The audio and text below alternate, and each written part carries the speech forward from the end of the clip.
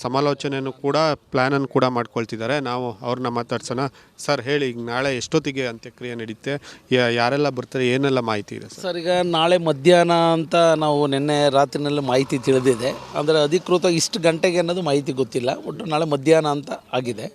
ಈಗ 11 ಗಂಟೆಗೆ ಅಲ್ಲಿಂದ ಪಾರ್ಥಿವ ಶರೀರ ಬಿಡುತ್ತೆ. ಬೈ ರೋಡ್ ಮೂಲಕ ನೆಲಮಂಗಲ, ಅದೇ ರೀತಿ ತುಮಕೂರು ಬಾರ್ಡರ್ ಮತ್ತು ಮಂಡ್ಯ ಮತ್ತು ಚನ್ನರಾಯಪಟ್ಟಣ ಗಡಿ ಮೂಲಕ ಹಿರಿಸೇವೆ, ಚನ್ನರಾಯಪಟ್ಟಣ ನಗರ ತಾಲೂಕು ಆಫೀಸು, ಅಲ್ಲಿಂದ ಹಾಸನ್ನಿಂದ NR ಸರ್ಕಲ್ಲು, ಅಲ್ಲಿಂದ ಹೊಳಲ್ಕೆರೆ ತಾಲೂಕಿಗೆ ಬರುವಂಥದ್ದಕ್ಕೆ ಎಲ್ಲ ಒಂದು ರೂಟ್ ಕೂಡ ಫಿಕ್ಸ್ ಮಾಡಿದೆ. ಅದರಂತೆ ಆಗ್ತದೆ. ಅಲ್ಲೇ ಬಂದಂಥ ಸಂದರ್ಭದಲ್ಲಿ ಆ ಗ್ರಾಮಗಳ ಒಂದು ಗೇಟ್ಗಳಲ್ಲಿ, ಜೊತೆಗೆ ಹೆಡ್ ಕ್ವಾರ್ಟರ್ಸ್ಗಳಲ್ಲೂ ಕೂಡ ಜನ ಎಷ್ಟೊತ್ತಿಗೆ ಬರ್ತಾರೆ ಅನ್ನೋ ಒಂದು ಮಾಹಿತಿನ ನಾವು ಈಗಾಗಲೇ ಮಾಹಿತಿ ರವಾನೆ ಮಾಡಿದ್ದೀವಿ.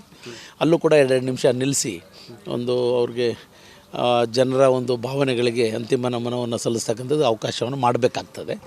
ಈಗ ಇಲ್ಲಿ ಸುಮಾರು ಒಂದು 14-15 ಎಕರೆಯಲ್ಲಿ ಇಲ್ಲೊಂದು ಜಾಗವನ್ನು ಗುರುತಿಸಿರ್ತಕ್ಕಂಥ ಹಿನ್ನೆಲೆಯಲ್ಲಿ ಸಮತಟ್ಟು ಮಾಡ್ತಕ್ಕಂಥ ಪ್ರಕ್ರಿಯೆ, ಜೊತೆಗೆ ಬಂದಂಥ ಏನು ಇಲ್ಲಿ ಬರ್ತಾರೆ ದುಃಖಭಾಗಿಗಳು, ಅವ್ರಿಗೆಲ್ಲರಿಗೂ ಕೂಡ ಅಂತಿಮ ನಮನವನ್ನು ಸಲ್ಲಿಸುವಂಥ ಸಂದರ್ಭದಲ್ಲಿ ಇಲ್ಲಿ ಯಾವುದೇ ರೀತಿ ಸಮಸ್ಯೆ ಆಗದ ರೀತಿ, ಸಂಚಾರಕ್ಕೆ ಸಮಸ್ಯೆ ಆಗದ ರೀತಿ ಅವ್ರಿಗೆ ಗೌರವಪೂರ್ವಕವಾಗಿ ಇಲ್ಲಿ ಬಂದು ನಮನವನ್ನು ಸಲ್ಲಿಸ್ತಕ್ಕಂಥದ್ದು ಸಿದ್ಧತೆಗಳಿಗೆ ಈಗಾಗಲೇ ಬರದಿಂದ ರಾತ್ರಿನೂ ಕೂಡ ಈಗಾಗಲೇ ಮೊನ್ನೆ ರೇವಣ್ಣ ಸಾಹೇಬರು ಕೂಡ ಬಂದಿದ್ದಾರೆ. ಅಲ್ಲಿ ರಾತ್ರಿ ಕೂಡ ಚರ್ಚೆ ಆಗಿ ಈಗ ಕಾರ್ಯೋನ್ಮುಖರಾಗ್ತಾ ಇದೆ. ಹೊಳೆನರಸೀಪುರದಲ್ಲೂ ಅವರ ಪಾರ್ಥಿವ ಶರೀರ ಇರಿಸಲಾಗುತ್ತಾ? ಏನು ಪ್ಲ್ಯಾನ್ ಆಗಿದೆ? ಇನ್ನೂ ಕೂಡ ಅದು ಫೈನಲೈಸ್ ಅಂತಿಮವಾಗಿ ಗೊತ್ತಾಗಿಲ್ಲ. ಒಂದು ಹಾಫ್ ಆನ್ ಅವರಲ್ಲಿ ನಾವು ತಿಳಿದು ಹೇಳ್ತೀನಿ. ಇಲ್ಲೇ ಇರ್ತೀನಿ, ನಿಮ್ಗೆ ಹೇಳ್ತೀನಿ. ಓಕೆ, ನಮಸ್ಕಾರ. ನೋಡ್ಬೋದು, ಈಗಾಗಲೇ ಏನು ಹರದನಹಳ್ಳಿಯ ಏನು ಅಂತ್ಯ ಸಂಸ್ಕಾರ ನಡೆಯುವಂಥ ಜಾಗ ಇದೆ. ಸುಮಾರು ಇದು 10ರಿಂದ 12 ಎಕರೆ ಪ್ರದೇಶದ ಹೊಲ ಆಗಿರುವಂಥದ್ದು. ಜೊತೆಗೆ ದೇವೇಗೌಡರ ಕುಟುಂಬದ ಆರಾಧ್ಯ ದೈವ ಮಾವಿನಕೆರೆ ಬೆಟ್ಟದ ರಂಗನಾಥ ಸ್ವಾಮಿಯ ತಪ್ಪಲಲ್ಲೇ ಚೆನ್ನಮ್ಮ ಅವರ ಅಂತ್ಯ ಸಂಸ್ಕಾರ ನಡೆಯಲಾಗುತ್ತೆ.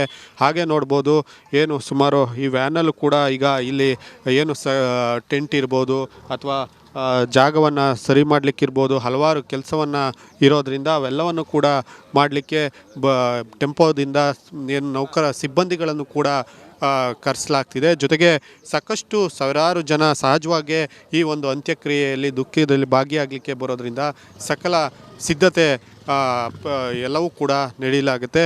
ನಾಳೆ ಮಧ್ಯಾಹ್ನ ಇದೇ ಜಾಗದ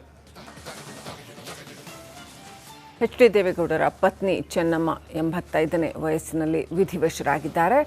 ಇದೀಗ ಪ್ರಜ್ವಲ್ ರೇವಣ್ಣ, ಇವರ ಮೊಮ್ಮಗ ಪ್ರಜ್ವಲ್ ರೇವಣ್ಣ ಅವರಿಗೆ ಪೆರೋಲ್ ಕೋರಿ ಅರ್ಜಿ ಸಲ್ಲಿಸಲಾಗಿದೆ. ಜನಪ್ರತಿನಿಧಿಗಳ ವಿಶೇಷ ನ್ಯಾಯಾಲಯಕ್ಕೆ ಅರ್ಜಿ ಸಲ್ಲಿಸಲಾಗಿದೆ. ಚೆನ್ನಮ್ಮ ಅಂತ್ಯಕ್ರಿಯೆಯಲ್ಲಿ ಪಾಲ್ಗೊಳ್ಳೋದಕ್ಕೆ ಕೋರಿ ಅರ್ಜಿ ಸಲ್ಲಿಸಲಾಗಿದೆ. ಸೋಮವಾರ ಪೆರೋಲ್ ನೀಡುವಂತೆ ಪ್ರಜ್ವಲ್ ಕೇಳಿದ್ದಾರೆ. ಅಜ್ಜಿಯ ಅಂತ್ಯಕ್ರಿಯೆಯಲ್ಲಿ ಪಾಲ್ಗೊಳ್ಳೋದಕ್ಕೆ ನಿನ್ನೆ ಅರ್ಜಿ ಸಲ್ಲಿಸಿದ್ದಾರೆ. ಕೋರ್ಟ್ ನಿರ್ದೇಶನದ ಬಳಿಕ ಜೈಲು ಅಧಿಕಾರಿಗಳು ಕರೆದೊಯ್ಯುವ ಸಾಧ್ಯತೆ ಇದೆ.